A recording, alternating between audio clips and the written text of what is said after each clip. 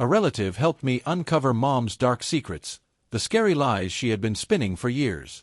We made her admit the truth, but it came at a heavy price. Our family fell apart for good. Childhood wasn't exactly a Hallmark card for me. It was like being the kid in a movie who everyone forgets to pick up from school. Only this wasn't a one-time thing. My mother. She seemed to have a special radar, but it was broken when it came to me. If I needed her, the odds were good that she'd be too busy doting on my cousins to notice. Family gatherings became their stage, her applause their reward. My accomplishments. Background noise. Even when I managed something extraordinary, my cousins would waltz in, flash their perfect smiles, and suddenly, the spotlight wasn't on me anymore. At first, I brushed it off, tried to rationalize it. Maybe it was just coincidence. Maybe they really did need her more than I did. But the pattern became impossible to ignore. Need help with homework? Sorry, sweetie, your cousins need a ride to practice. Won an award at school? Oh, that's nice. Did you hear your cousin got into the cheerleading team? I began to wonder if I even had a place in her world or if I was just there. Yet, somehow, the rest of the family thought it was funny. Oh, she's always loved them more. They'd tease at Thanksgiving like it was a harmless quirk. But for me, it was like a low-grade fever that never went away, always there, draining me bit by bit. And the worst part? She acted like this was normal, as though love was a pie, and my slice was supposed to be crumbs. The breaking point wasn't some epic showdown or a Hollywood-worthy betrayal. It was a Tuesday. A boring, gray, nothing special Tuesday. I had been chosen to present a project at school, a big deal for me because, for once, I felt seen. I told my mom weeks in advance. Practically begged her to come. The day arrived, and I spotted parents filling the back of the classroom, some clutching flowers or balloons for their kids. My mom, nowhere. By the time I finished presenting, my chest felt hollow. I stepped off the small stage, scanning the room one last time, hoping maybe I'd missed her. I hadn't. Later that evening, I found her in the kitchen, laughing with my cousins over something trivial, like what kind of frosting they wanted on a birthday cake she was baking for one of them. My hands started to tremble, fists clenching so tightly my nails dug into my palms. "Did you forget something today?" I said, my voice low, shaking. She barely glanced at me. "What are you talking about, sweetheart?" I couldn't hold it in. "My presentation. The one I've been telling you about for weeks." My voice cracked, raw and bitter. Her expression didn't change. No guilt, no apology, just that irritating calm that made me want to scream. "Oh, honey, you know your cousins needed me today. I can't be everywhere." It was like the air got sucked out of the room. My head buzzed, a swarm of angry bees, and suddenly, years of hurt, humiliation, and resentment bubbled up like lava. "I'm your child," I yelled, slamming my hands on the counter. "Not them. Me. But you treat me like some stray dog you have to tolerate while they get everything." My voice echoed in the silent kitchen, and the words felt like they cut through the air. The laughter drained from my cousins' faces. My mom blinked, her composure finally cracking. "What's gotten into you?" she asked, her voice tinged with disbelief, like I was the one out of line. "What's gotten into me?" I spat, taking a step closer. "What's gotten into you? Do you even realize what you've done to me all these years? How every time I needed you, you chose them." My vision blurred with tears, but I didn't stop. "It's like I don't exist to you." Her face turned pale, the mask of calm she always wore slipping away completely. And for the first time, I saw it, the tiniest flicker of shame. But it wasn't enough to stop me. "Tell me, Mom," I demanded, my voice dripping with venom. "What the hell do they have that I don't? Why do you love them more than me?" The room was silent, the tension so thick it felt like the walls were closing in. My cousins shifted uncomfortably, looking anywhere but at me. My mom just stared at me, her lips parting as if to speak but no sound coming out. Finally, she whispered, "It's not like that." I let out a bitter laugh, the sound foreign even to my own ears. "Then tell me what it is. Because I'm done being invisible in my own damn family." Her eyes darted nervously to my cousins, then back to me. The walls of her composure were crumbling brick by brick, and for once, I had her cornered. I was trying to protect you," she stammered, her voice barely above a whisper. Protect me, I said, incredulous. From what? Success? Happiness? Feeling like I matter? Great job, Mom, really nailed it. She stepped back, clutching the edge of the counter like it was the only thing keeping her upright. You don't understand, she murmured, her words almost drowned out by the pounding in my ears. Then make me understand. I snapped. For once in your life, tell me the truth. My cousins squirmed uncomfortably, one of them mumbling something about leaving, but my mom shot them a look that rooted them in place. Her face crumpled, a mix of fear, regret, and something I couldn't quite place. It's not what you think, she said finally, her voice cracking. I never meant to hurt you. Too late, I shot back. You didn't just hurt me, you broke me. And for what? So they could feel like royalty while I was treated like a freaking ghost.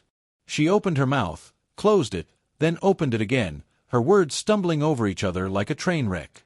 They made me believe, she trailed off, her gaze darting to my cousins, who now looked more like cornered rats than golden children.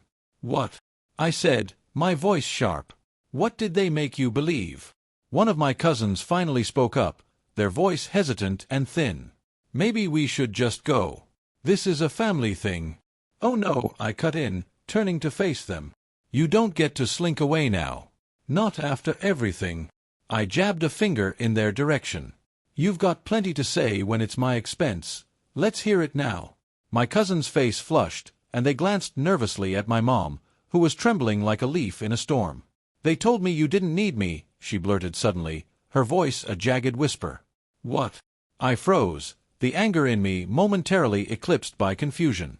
They said you were better off without me, she continued, her words spilling out like a confession she'd been holding back for years. That you were strong and independent, and they needed me more. I blinked, my mind reeling. And you believed them? They were just kids, she said, tears streaking her face. I thought I was doing the right thing. That you didn't want me around. A cold, hollow laugh escaped my lips. And instead of being a mother, you just abandoned me? For a bunch of lies. Her silence was deafening. My cousins stared at the floor, their smugness replaced by a sudden interest in their shoes. You let them manipulate you, I said, my voice icy. And for what? To feel needed, loved. While I was cast aside like trash. She broke down then, her sobs echoing in the silent room. But for once, I didn't feel the urge to comfort her. For once, I didn't feel the need to fix things. I just stood there, letting the weight of her choices crush her. This wasn't my burden anymore. It was hers. The room was silent except for my mother's sobs, harsh and uneven, like they were scraping her insides raw. The cousins, frozen, their golden auras tarnished under the weight of the truth. I stared at them, daring one of them to say something, to even breathe the wrong way. You've got nothing to add, I said, my voice cutting through the quiet like a blade. Come on, you're always so full of opinions when it's my life on display. One of them, the boldest one, the ringleader of the pack, finally looked up. Their face was pale, their usual smirk replaced by something close to fear. We didn't mean for it to go this far, they muttered. I laughed, a cold, bitter sound that didn't even feel like it came from me. Not mean for it to go this far. I repeated, stepping closer. You mean you didn't expect me to finally fight back? That's what you didn't mean. They shrank under my gaze, and for a fleeting moment, I felt a sense of power I'd never known before. I turned to my mother, who was wiping her face with trembling hands.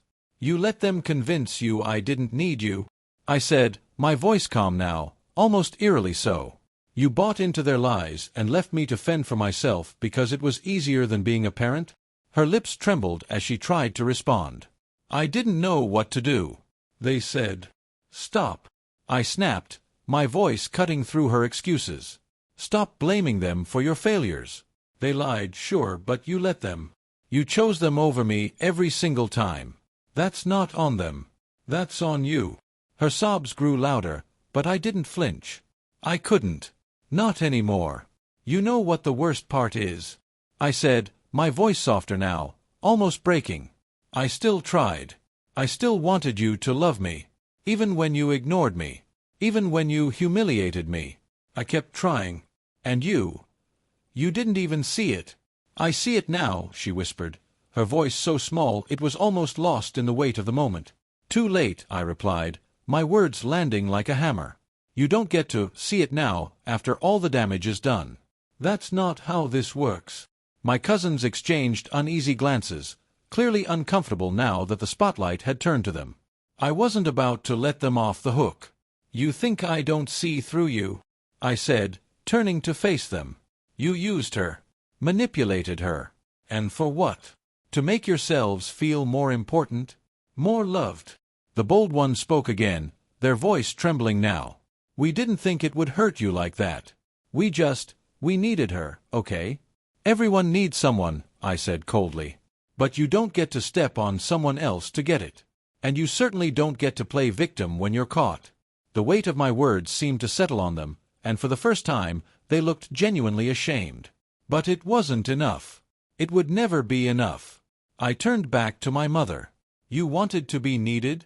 Congratulations. You got exactly what you wanted. And now you get to live with the consequences. Her sobs slowed, her breath coming in shaky gasps as she looked up at me. I'm so sorry, she whispered. Sorry doesn't fix this, I said firmly. Sorry doesn't give me back all the years I spent wondering what was wrong with me. Wondering why I wasn't good enough. She reached out, but I stepped back, putting a wall between us, one that had been building for years. Don't, I said, my voice flat. Just don't. For the first time in my life, I felt in control. And it was terrifyingly freeing. The house felt like a tomb after that confrontation. My mother's apologies lingered in the air like the scent of something rotten, and my cousins had scurried away, tails between their legs. I thought I'd feel satisfied, maybe even vindicated, but instead, I felt nothing. I needed air, needed to get away from the weight of it all. So I left, grabbed my keys and drove aimlessly until the city lights faded and I found myself on the outskirts of nowhere. It was a run-down diner, the kind of place where the coffee tastes like burnt rubber, and the regulars know every tragedy that's ever happened within a 100-mile radius. I slid into a booth, ordered a coffee I didn't want, and stared at the peeling vinyl on the seat across from me. The silence was heavy, only broken by the occasional clatter of dishes or murmured conversations. That's when he appeared. An older man, his face worn like an old leather book, cracked, weathered, and full of stories. He shuffled over to my booth like he already knew me, which was unsettling because I didn't recognize him at all. You're her kid, aren't you? He said, sliding into the seat across from me without asking. I blinked, caught off guard. Excuse me. Your mother, he said, leaning back with a smirk that didn't reach his eyes. You're her kid. I'd recognize that fire in your eyes anywhere. You've got her temper, but none of her charm. I stared at him, trying to place his face, but came up empty. Who the hell are you? He didn't answer immediately, just signaled the waitress for a coffee before turning back to me. Name's Walter. I knew your mother a long time ago. Before you were born. My pulse quickened. How do you know her? Walter chuckled, a low, bitter sound. Let's just say I've seen the games she plays. Seen the way she spins her little webs. You're not the first person she's left in ruins, kid. What are you talking about? I asked, leaning forward, my voice hushed. He took a sip of his coffee, wincing at the taste. Your mother has a gift, you know. She makes people feel needed, wanted. But it's a trap. Once she's got them hooked, she uses them. Breaks them. Same thing she did to your dad. I froze. My dad. He never talked much about my mom, and growing up, I just assumed it was because they'd had the kind of split that leaves scars. But this was something else. What do you know about my dad? I asked, my voice sharp. Walter leaned closer, lowering his voice. He was a good man. Too good. Your mother had him wrapped around her finger, and when he finally saw through her, she tore him apart. Took everything. His money, his pride, even his friends. He tried to fight back, but she crushed him. That's what she does. And from what I hear, she hasn't changed much. His words hit me like a freight train. My father had always been distant, broken in a way I never understood. Now it made sense. Why are you telling me this? I asked, my voice trembling. Walter's smirk returned, but this time it carried a hint of something darker. Because you deserve better. And because you've got a chance to do what no one else has, make her pay for what she's done. My heart pounded in my chest. How? He leaned back, folding his arms across his chest. There's a lot of skeletons in your mother's closet, kid. You dig deep enough, you'll find them. And when you do, you can decide what to do with them. But if you really want to hit her where it hurts, he paused, letting the weight of his words sink in. You take away the one thing she's always relied on, her control. Make her the powerless one for a change. A chill ran down my spine. Part of me wanted to walk away, to tell him he was insane. But another part, the part that had been screaming for justice since I was a kid, wanted to listen. Walter pulled a folded piece of paper from his pocket and slid it across the table. Here's where you start, he said. I stared at the paper for a long moment before picking it up. It was an address, scrawled in messy handwriting. What's this? I asked. Let's just call it a key to your mother's past, Walter said with a sly grin. You go there, you'll find everything you need to tear her little kingdom apart. I hesitated, the weight of the decision pressing down on me. Why are you helping me? He shrugged. Call it karma. Or maybe I just like seeing people get what they deserve. As he stood to leave, he paused, his gaze locking onto mine. You've got fire in you, kid. Don't let it burn out before you've done something with it. And just like that, he was gone, leaving me alone with the address and a choice I wasn't sure I was ready to make. The paper felt heavy in my hand, as though it carried the weight of decades, not just an address. I sat there in the booth, staring at Walter's neat scrawl like it might come to life and tell me what to do. This was madness. I barely knew the man, and now he'd handed me some cryptic lead about my mother's dark past like he was casting me in a revenge thriller. But wasn't this exactly what I'd wanted? To hold some kind of power, some leverage, over the woman who had made me feel invisible my entire life? I left the diner, the address tucked into my pocket like a secret weapon. My car hummed as I drove into the night, my grip on the steering wheel tightening with every mile. The address led me to the outskirts of town, to a decrepit house that looked like it had been forgotten by time. The porch sagged under the weight of neglect, and the windows stared out at me like dark, empty eyes. I parked across the street, every nerve in my body screaming for me to turn back. But I couldn't. Not after coming this far. The front door creaked open with a sound so ominous it could have been straight out of a horror movie. Inside, the air was thick with dust and the faint smell of mildew. The walls were lined with faded photographs, their edges curling with age. I squinted, stepping closer to one of the frames. It was my mother. Younger, laughing, her arm draped around a man I didn't recognize. My pulse quickened as I scanned the other photos. More of her, always with the same man. There were others, too. Faces I didn't know, but they all shared the same look. Happy, in love, unaware of what was coming. A rustling sound snapped me out of my trance, and I spun around, my heart hammering in my chest. Who's there? I called out, my voice trembling despite my attempt to sound brave. A figure emerged from the shadows, a woman whose face was etched with lines of grief and bitterness. Her eyes locked onto mine, and for a moment, neither of us spoke. You're her kid, aren't you? She said finally, her voice rough like she hadn't spoken in years. I nodded slowly. And you are? She gave a bitter laugh. Just another casualty in her war of control. My name's Eleanor. Your mother ruined me a long time ago. Ruined you? I echoed, the words tasting foreign in my mouth. Eleanor stepped closer, her hands trembling as she pointed to the photographs. Every one of those people. She destroyed them. Your mother has a knack for finding people who need her, wrapping them in her web, and then pulling the strings until they snap. I swallowed hard, the weight of her words pressing down on me. How? She gestured to a dusty filing cabinet in the corner of the room. It's all in there.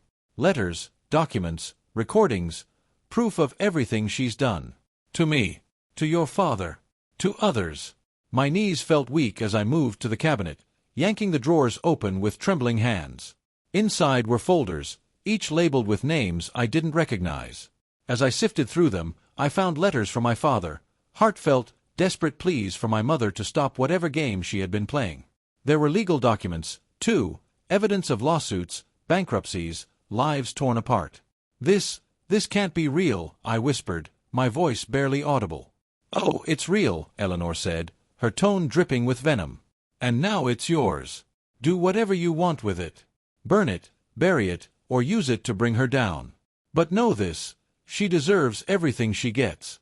I stared at the stack of papers in my hands, my mind a whirlwind of anger, confusion, and disbelief. This was the truth I had been searching for, but was I ready to wield it? "What do you get out of this?" I asked, turning to Eleanor. She shrugged, a small, bitter smile playing on her lips. "Closure, maybe. Or just the satisfaction of knowing she can't hurt anyone else." I nodded slowly, the weight of the decision settling on my shoulders. As I left the house, the files tucked securely under my arm, one thing was clear: I held the key to my mother's downfall. And for the first time, the power was mine. The drive back was a blur, the files on the passenger seat like a ticking bomb. My mind raced, pieces of my childhood snapping together with a clarity I'd never wanted. The memories came flooding back, sharp and vivid, as though the dusty papers in those folders had somehow unlocked them. I thought of the time I was 7 and broke my arm falling out of a tree. My mother didn't rush to my side or take me to the hospital. She handed me a popsicle and told me to stop crying because my cousins were watching a movie, and my whining was ruining the mood. Then there was my 10th birthday. I'd asked for a bike, just a second-hand one, nothing fancy. I spent weeks dreaming of racing down the neighborhood streets, wind in my hair. Instead, my cousins got matching bikes that day, and I got a card with $20 and a pat on the shoulder. In middle school, I came home with a first-place ribbon from a science fair. She glanced at it for half a second before setting it aside. "Did you see what your cousin did at their piano recital?" she'd asked, her voice dripping with pride. I'd stood there holding that ribbon like it was worthless, even though it had meant everything to me just moments before. But it wasn't just the big moments. It was the little ones too, the ones I'd tried to bury. Like the way she would brush past me to fix my cousin's hair before a photo, leaving mine a tangled mess. Or the way she'd cut me off mid-sentence at dinner to gush about something my cousin had done, as though my words didn't matter. One memory hit me like a sucker punch. I was 14, sitting in my room after a particularly bad day at school. I'd been bullied relentlessly, and I'd worked up the courage to tell her, thinking she'd comfort me. But when I did, she laughed. "You've got to toughen up," she'd said dismissively. "Not everyone's going to love you like your cousins do." My grip on the steering wheel tightened as the memories clawed their way to the surface, each one sharper and more painful than the last. They weren't just moments. They were scars, etched into me so deeply I hadn't even realized how much they still hurt. By the time I got home, my hands were trembling. The house felt different as I walked through the door, the weight of the folders making the air heavier, the walls narrower.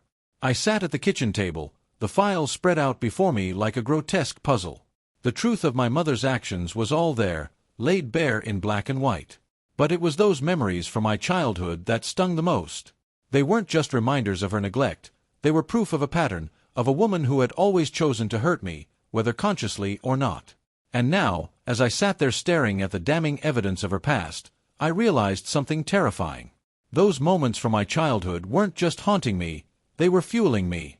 And I wasn't sure if that was a good thing or a dangerous one.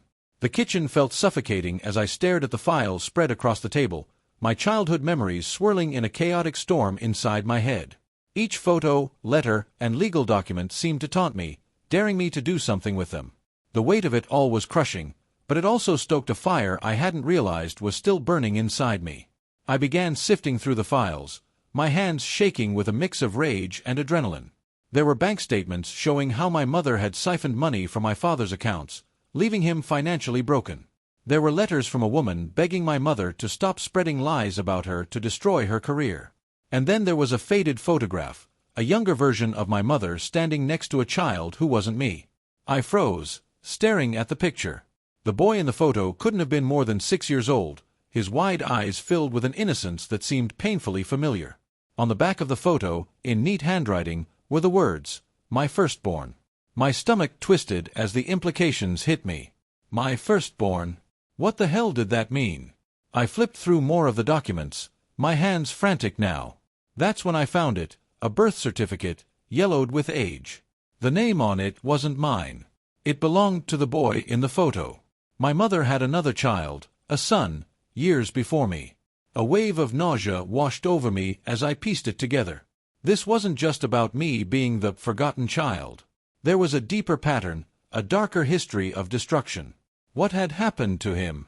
Why had she erased him from our lives, never mentioning his existence? The answer was buried in a stack of court documents. I read through them, my breath catching as I uncovered the truth. She had lost custody of him. The courts had declared her unfit, citing emotional manipulation and neglect. He had been taken away and placed with his father, who had left town shortly after. That boy, my brother, had been the first victim of her control, discarded when she could no longer use him. My heart pounded as I stared at the documents. Was this what Walter had meant when he said I could bring her down? Was exposing her past, her lies, and the people she had hurt the revenge I had been searching for? But then the thought of my cousins surfaced, their smug faces flashing in my mind. They had been willing accomplices in my mother's games, but they were also her next victims.